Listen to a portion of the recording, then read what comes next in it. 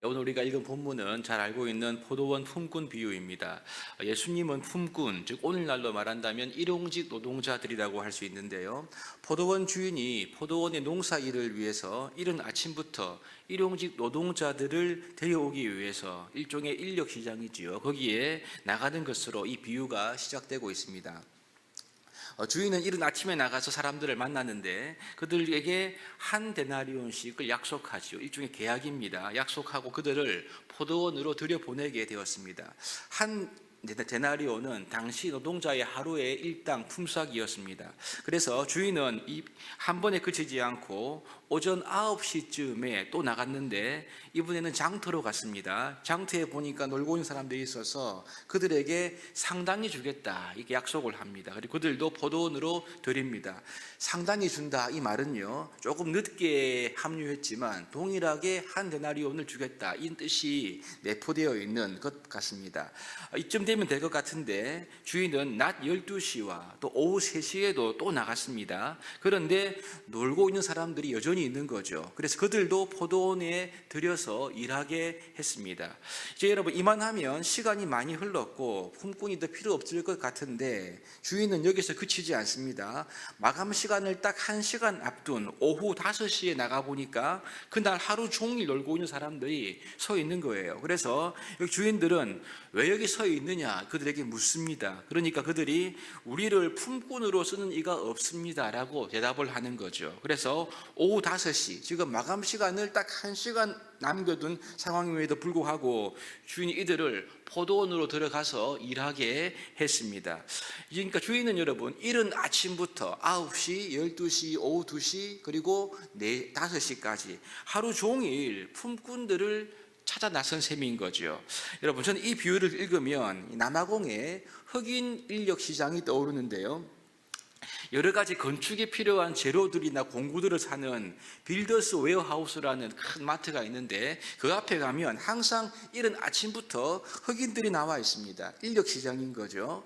이들은 자기가 할 수 있는 전문적인 일을 나타내는 간판 같은 편말을 들고 있는데 어떤 이는 페인트 칠하는 사람, 어떤 이는 가드너, 정원사가 있고요. 어떤 이는 또 플럼버, 배관공, 어떤 이는 타일을 붙이는 사람들, 이거 들고 있습니다. 그러면요, 차를 몰고 그곳을 지나가면 이들이 막 이걸 흔들면서 나를 좀 데려가 달라고 어필을 하는 거죠.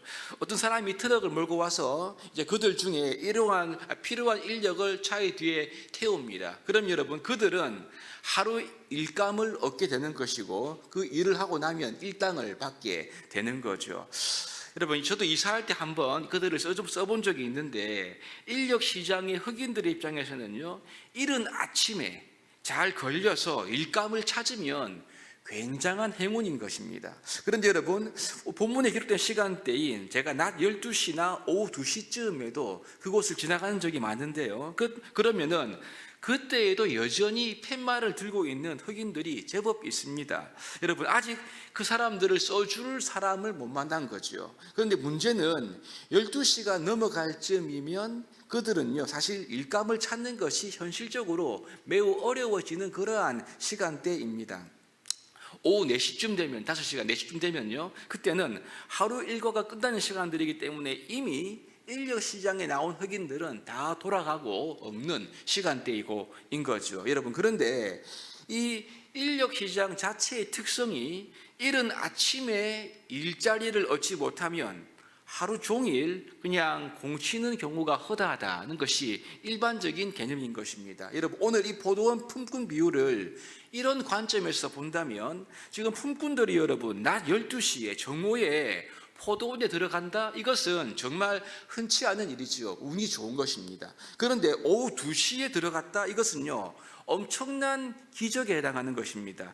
횡재했다, 그렇게 볼 수가 있는 거죠. 그리고 우리를 깜짝 놀라게 하는 것은 지금 마감 시간 1시간 전에 포도원에 일하러 들어간 품꾼들입니다. 여러분, 마감 시간 1시간 전이다, 이것은요, 품꾼들 입장에서는 공치고 하루를 끝내는 그러한 시점인데, 여러분, 이 시간에 들어갔다, 이것은 거의 불가능한, 있을 수 없는 일이 일어난 그것을 말하고 있는 거죠. 여러분, 누가 하루가 다 끝나는데 사람을 쓰겠습니까? 지금 여러분, 이 주인은 도무지 이해가 되지 않는 그런 일을 오늘 이 비유에서 하고 있는 것입니다.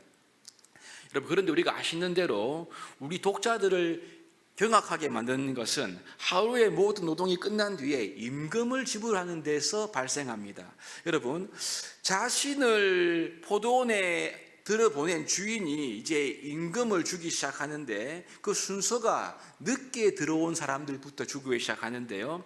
지금 마지막 1시간 전에 들어온 사람들에게 지금 온전한 하루 일당인 한 데나리온을 주인이 주고 있습니다. 와, 1시간 일하고 한 데나리온을 받는 거죠. 그러니까 여러분, 9절에 보시면 제11시에 들어온 자들 5시거든요. 한 데나리온씩 받거늘. 그러니까 오후 2시에 온 사람들은 어떻겠습니까? 내가 4시간 일했으니까 좀 더 받겠지. 그러면 이른 아침부터 온 사람들은 와, 내가 좀 상당히 받을 수가 있겠다, 그런 기대를 하지 않겠습니까, 여러분? 그런데 결론이 이상합니다. 10절에 보시면 이렇게 말합니다. 먼저 온 자들이 와서 더 받을 줄 알았더니 그들도 한 데나리온씩 받은지라. 주인은 비록 일찍 와서 하루 종일 땡볕에서 일한 품꾼들에게도 1시간 일한 품꾼과 똑같이 한 데나리온을 주었습니다. 왜요? 한 데나리온씩 주기로 2절에 보니까 약속했다라고 말씀하기 때문인 거죠, 여러분. 그런데 실제로 여러분, 이 노동 시간을 계산해서 이 본문을 보신다면 먼저 온 사람들은 당연히 억울하겠지요. 그런데 오늘 본문을 노동시간의 이 관점에 보면 안 됩니다. 이걸 빼고 마치 인력시장에서 자기를 써주기를 기다리면서 직업 편말을 들고 있었던 흑인들처럼 여러분, 포도원 이 품꾼의 입장에서 이 본문의 말씀을 봐야 하는 거죠. 1시간 전에 들어간 것도 큰 은혜이지만 사실은 여러분, 이른 아침에 다른 사람들보다 먼저 낙점되어서 포도원에 들어간 그 자체가 무엇입니까? 이미 큰 은혜인 것입니다. 왜냐하면 보통 인력시장은 이른 아침에 선택되지 못하면 들어갈 수 있는 가능성이 희박하기 때문에 그렇지요. 중요한 점은 이것입니다.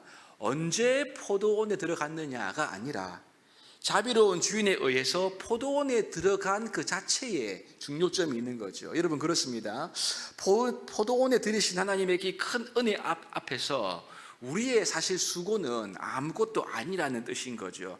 우리의 수고는 하나님의 은혜의 부르심에 대한 합당한 반응일 뿐인 것입니다. 결코 그 이상이 될 수가 없다라는 말인 거죠. 이 말은 우리가 더 수고한 것 때문에 하나님의 은혜로운 결정을 우리가 바꾸거나 거래하거나 흥정할 수가 없다, 이것을 의미하고 있는 것입니다. 사실 오늘 이 본문의 말씀은 앞단락과 연결되어 있는데요, 베드로가 주님께 이렇게 말하지 않습니까? 우리가 모든 것을 다 버리고 주님을 따라 싸우는데 우리가 무엇을 얻겠습니까? 그렇게 주님께 묻습니다.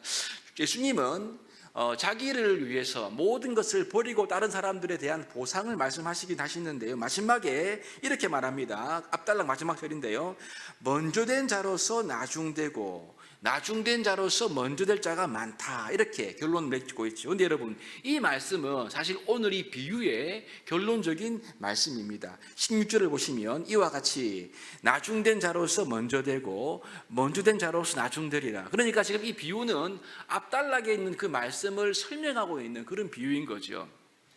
예수님은 자신을 따르는 자들, 예수님을 위해서 희생하고 버리고 포기한 자들에게 결코 그냥 두시는 것이 아니라 반드시 보상하십니다. 여러분, 그런데 내가 다른 사람들보다 더 많이 버리고 수고했다 해서 그것으로 다른 사람보다 더 많은 보상을 받느냐, 이렇게 생각하면 안 된다는 말인 거죠. 즉, 하나님의 은혜가 아니라 내 수고에 근거해서 보상을 바란다면 먼저 된 자로서 나중될 수가 있다, 지금 이 말씀을 하고 있는 것입니다. 오늘 본문 이후에 보시면 이 제자들의 관심이 여기에 있는 거죠. 내가 어떻게 하면 다른 사람들보다 더 많은 보상, 더 많은 무엇을 얻을 수가 있을까, 여기에 제자들의 관심이 집중되어 있거든요. 여러분, 따라서 주님께서 이 비유를 통해 하고자 하는 말씀은 우리의 모든 수고와 노력은 하나님의 은혜에 대한 반응이 되어야 한다, 이것을 우리에게 알려주고 있는 것입니다. 그 수고와 우리의 노력으로 하나님의 은혜를 바꾸거나 혹은 사거나 그것을 흥정하거나 거래할 수가 없다, 이 점을 분명히 하고 있는 거죠. 우리가 이 포도원에 들어간 것, 하나님 나라에 들어간 것 자체가 큰 은혜임을 알고 일찍 들어갔으면 여러분, 우리를 믿고 불러주신 그 주인의 부름에 감사하며 최선을 다해 감사함으로 맡겨진 일을 다하는 것이 당연한 반응이라는 것을 알려주고 있습니다. 여러분, 신앙생활을 오래 하거나 오랜 시간 봉사를 하고 기도하는 사람들이 주의해야 할 점이 바로 여기에 있는 거죠. 기억하십시오. 내가 하는 수고가 나를 규정하는 것이 아닙니다. 나를 부르신 하나님의 부르심이 나를 규정하는 것임을 기억해야 합니다. 우리를 하나님 백성으로 불러주신 그 은혜를 다시 한번 마음에 깊이 새기고 감사하시기를 바랍니다. 나의 수고로 그 은혜를 깎아먹는 것이 아니고요, 은혜에 대한 반응으로 하나님께서 불러주신 그 은혜에 감사하여 우리 몸을 기꺼이 드리는 우리의 수고로 하나님께 반응하고 하나님께 예배하고 하나님께 영광을 돌리는 참된 성도, 참된 예배자가 되어야 할 것입니다. 우리가 하나님의 은혜에 반응하여 일하는, 그래서 은혜가 드러나는 성도가 될 수 있기를 주님의 이름으로 축복합니다.